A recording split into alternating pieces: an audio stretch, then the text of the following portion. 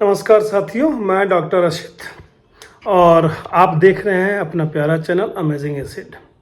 दोस्तों, मैं आज आपसे बात करने वाला हूं अभी जो रिसेंटली एक घटना हुई है मंडी के नवनिर्वाचित सांसद कंगना रनौत के साथ चंडीगढ़ एयरपोर्ट पे जो घटना हुई उसके बारे में। जी हाँ साथियों, मीडिया की सुर्खियां बनी हुई हैं। पिछले 2 दिनों से आप लोग लगातार देख रहे हैं, कवरेज पे कवरेज जारी है। आज आपसे मैं इस घटना के बारे में बात करूंगा 5 पॉइंट्स पे। जी हाँ, पॉइंट नंबर 1, ये हुआ क्या, थोड़ा इसको समझने की कोशिश करते हैं। दिल्ली आना होता है कंगना रनौत को, चंडीगढ़ एयरपोर्ट पहुंचती हैं। वहां पे कुलविंदर कौर नाम की एक CISF की जो कांस्टेबल हैं वो उनको थप्पड़ जड़ देती हैं। बहुत सामान्य घटना लग रही है अभी तक।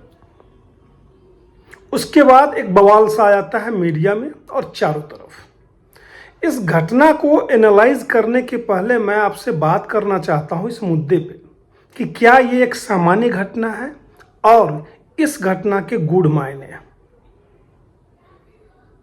ये एक सामान्य घटना हो ही नहीं सकती है, ये बहुत ही सीरियस घटना है और इसको आपको समझना पड़ेगा। ये किसी आम आदमी ने कोई थप्पड़ नहीं मारा। पहली बात तो किसी भी तरीके की हिंसा, वायलेंस जो है उसको सही नहीं ठहराया जा सकता। दूसरी बात आती है, मैं आपसे बात करूंगा कि किस तरीके से एक इकोसिस्टम काम कर रहा है आज के डेट में, चाहे वो राजनीतिक इकोसिस्टम हो या बॉलीवुड के गैंग्स हो। किसी ने एक लफ्ज मुंह नहीं खोला अभी तक।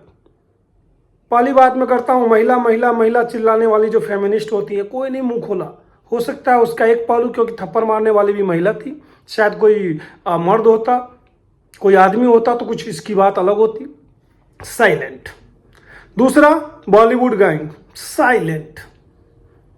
चरसी नशेरियों के पीछे अगर पुलिस पड़ जाएगी, उनके ऊपर अगर कहीं छापा पड़ जाएगा, किसी को लटका दिया जाएगा और वहां पे पुलिस इन्वेस्टिगेट करेगी तो सबके ट्वीट्स आने शुरू हो जाते हैं।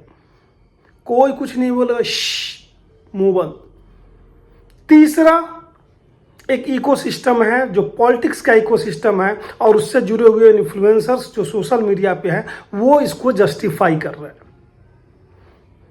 कहना क्या है उनका, कई सारे ट्वीट्स पड़े हुए हैं, देख सकते हैं आप। उनका भी वर्जन जानने की कोशिश की जाए। पहले तो मैं आपको बताता हूं कि ये कुलविंदर कौर हैं कौन। जी हाँ, ये कुलविंदर कौर CISF में एक सिंपल कांस्टेबल है। शेर सिंह मालीवाल जो कि पंजाब के किसान नेता हैं, उनकी एक बहन है।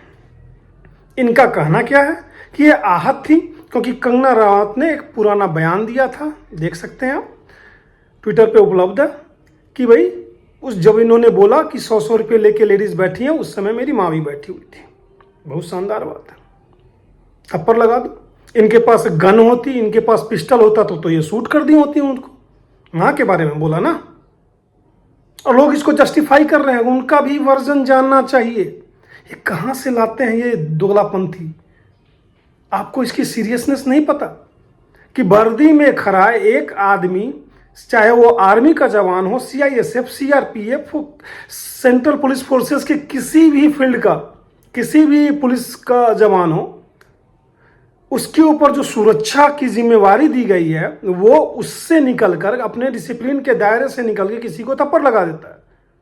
मैं बात ही नहीं कर रहा हूं कंगना रनौत की, मैं एक सिंपल आदमी की बात कर रहा हूं। एयरपोर्ट की जो जिस लेवल की सिक्योरिटी होती है और उस लेवल की सिक्योरिटी में इतनी बड़ी घटना हो जाती है और वो एक सामान्य घटना है, उसको लोग जस्टिफाई कर रहे हैं कि किसान आंदोलन का आक्रोश था, इन्होंने बोला ऐसा इसलिए रिएक्शन हुआ। तो रिएक्शन के हिसाब से फिर तो नाथूराम गोडसे भी सही रहा होगा। क्या वो लोग बोल सकते हैं? है इतनी हिम्मत?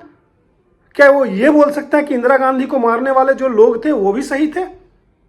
क्योंकि उनके अंदर भी तो कहीं ना कहीं था ना कि अमृतसर में जो टेंपल है, गोल्डन टेंपल, उसके अंदर टैंक घुसाया गया, उसके ऊपर गोलीबारी की गई। आप उसको जस्टिफाई करने की कोशिश कर रहे हैं क्या? और इस तरीके से अगर जस्टिफिकेशन निकालना शुरू कर दिए तो समाज में हर दूसरे घंटे में एक नई घटना होगी। और ये जो लोग जो जस्टिफाई कर रहे हैं ना, बॉलीवुड का कोई है विशाल ददलानी, मैं उसको जॉब दूंगा, अरे तुम्हें पढ़ने लगेंगे चाटे सरेआम सड़कों पे और सारी स्टारडम रह जाएगी। नहीं जस्टिफाई कर पाओगे वायलेंस को। ये बहुत ही गंभीर घटना है। इस चीज़ को आप यूं समझिए, एक नॉर्मल आदमी है, वो जब वही गलती करता है ना तो उसे एक सज़ा मिलती है। लेकिन एक वर्दी में जब एक आदमी है ना, अगर वही आदमी इस गलती को करे, मैं वर्दी में रहा हूँ इसलिए मैं इस डिसिप्लिन को जानता हूँ। हो सकता है तुम्हारे अंदर किसान आंदोलन का गुस्सा, हो सकता है तुम्हारे अंदर कोई कहे जम्मू कश्मीर से कि 370 हट गया, मेरे अंदर गुस्सा है, 35 से हट गया, मेरे अंदर गुस्सा है, कोई यूपी का कहे कि राम मंदिर बन गया, मेरे अंदर गुस्सा है, कोई कहे जी आरक्षण हट गया, उसका गुस्सा है, कोई कहे जी ये हो गया, उसका गुस्सा है। अपने गुस्से को अपने अंदर डाल के रखो अगर आपने वर्दी पहन रखी है तो। और मैं इसको एक बहुत बड़ी चूक मानता हूँ, क्योंकि वो जो कांस्टेबल है उसके ऊपर भी उसका कोई बॉस रहा होगा, कोई सीनियर, चाहे वो सब इंस्पेक्टर हो, इंस्पेक्टर हो, कोई वहाँ पे ऑन ड्यूटी रहा होगा उस शिफ्ट का। कैसे जज नहीं किया उन लोगों ने, कैसे रीड नहीं किया। अगर आप फॉरेन कंट्रीज की बात करते हैं तो इस तरह की घटना करने वाले को तुरंत उसी समय जमीन पे पटक के हाथ पीछे करके उसको लॉक कर दिया जाता है, हथकड़ियाँ लगा दी जाती है। यहाँ वो मारने के बाद भी स्टेटमेंट देके खुला घूम रही है कि मेरी माँ को ऐसा बोला था। आपकी माँ सम्माननीय है और सबकी माँ सम्माननीय है। और क्या ये सच्चाई नहीं है कि किसान आंदोलन में लोग पैसे लेकर के बैठे हुए थे? क्या ये सच्चाई नहीं है कि किसान आंदोलन में जो लोग बैठे हुए थे उसमें प्रो खालिस्तानी भी थे? और अगर नहीं है सच्चाई तो फिर वो लाल किले के ऊपर झंडा तिरंगा हटा करके और खालिस्तान का झंडा लगाने वाले कौन लोग थे? आप बोलेंगे हमें नहीं पता। आपके साथ इतने दिनों तक रह करके 13 महीने तक आंदोलन हुआ और आपको नहीं पता।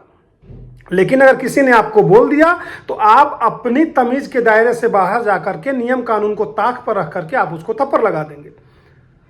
और मुझे शर्म आती है बोलते हुए कि कांग्रेस और उसके इकोसिस्टम के लोग इसको जस्टिफाई किए जा रहे हैं, उसके अंदर गुस्सा है। फिर बोल खोलो ना मुंह कि बेअंत सिंह ने भी सही किया। पंजाब ने तो प्रूव कर दिया ना, बेअंत सिंह के बेटे को जिता दिया सांसद के चुनाव में, उन्होंने प्रूव कर दिया। उनकी यूएसपी क्या थी? उनकी यूएसपी यही थी कि वो बीएन सिंह के लड़के थे। उन्होंने कहा जी हमने इंदिरा गांधी को मारा और पब्लिक ने वोट दिया। तो इस सत्य को भी स्वीकार करो। और इस तरीके से होने लगी घटनाएं, तो क्या ये हिंसा जो है, ये जो इस तरीके से होने लगा, फिर तो जो हमारे न्यूक्लियर प्लांट्स हैं उसकी सुरक्षा में खड़े हुए लोग हैं वो कहेंगे, उसमें से कोई बोलेगा जी मुझे फिलिस्तीन पे अटैक पसंद नहीं है, इजराइल भारत का दोस्त है तो मैं इसी को उड़ा देता हूं। How rubbish this is. इतनी ग्रेव समस्या ये, इसकी जड़ को समझने की कोशिश कीजिए कि पंजाब की नस्लें बर्बाद ही नहीं हो रही हैं, वहां के जनमानस में किस तरीके से विष बोया जा रहा है। और ये विष बोए जाने वाले लोग अलग से दूसरी दुनिया से नहीं आए हैं, चाहे वो लिब्रांडू गैंग हो या फिर ये रवीश, अंजुम, अभिसार शर्मा, ध्रुव राठी जैसे idiots. Definitely I will tell them, because सही इनको दिखता नहीं और गलत का प्रचार प्रसार ये इस तरीके से करते हैं कि एक जनमानस में इस चीज को वो कहीं ना कहीं स्थापित करने की कोशिश में सफल हो रहे हैं। प्रोटेस्ट का राइट था, किसानों ने प्रोटेस्ट किया, सरकार का जो एक्शन लेना था उन्होंने उस तरीके से एक्शन लिया। इसका मतलब यह है कि आप किसी को थप्पड़ मार देंगे और उस पर से भी तुर्रा यह कि आप उसको जस्टिफाई करने की कोशिश कर रहे हैं। जिस समय एक आदमी यूनिफॉर्म में आ जाता है, चाहे वो किसी भी चीज की वर्दी हो, सेना की वर्दी हो, पुलिस की वर्दी हो, सीपीएफ की वर्दी हो, किसी की वर्दी हो, basically we need to hold the higher standards. हमारी जिम्मेवारी ही एक अलग हो जाती है। धर्म, पंथ, संप्रदाय, राजनीति, नियम कानून, इस सब को साइड में रख के एक ही हमारा उद्देश्य होता है, वो होता है इंटीग्रिटी। एक ही उद्देश्य होता है, वो होता है loyalty to the nation, loyalty to the duty, bound in the sphere of the responsibility and discipline. आप देख लेना कुछ दिनों बाद यही कुलविंदर कौर जब इस कानूनी चक्र से बाहर आएगी, अभी शायद सस्पेंड हुई है, ये चुनाव लड़ेगी पंजाब का। इसको सपोर्ट करने वाले सुप्रिया सिन्नेत और राकेश टिकैत जैसे लोग खुल के नाचेंगे। कहां जा रहे हैं हम? हो क्या रहा है यहां पे? समझने की कोशिश करें, ये एक सामान्य घटना नहीं है। कमेंट सेक्शन में आप क्या सोचते हैं इसके बारे में जरूर लिखें और अपने आसपास सोशल मीडिया पर उन तमाम लोगों को कंडेम करें जो इस चीज को जस्टिफाई करने की कोशिश कर रहे हैं। धन्यवाद।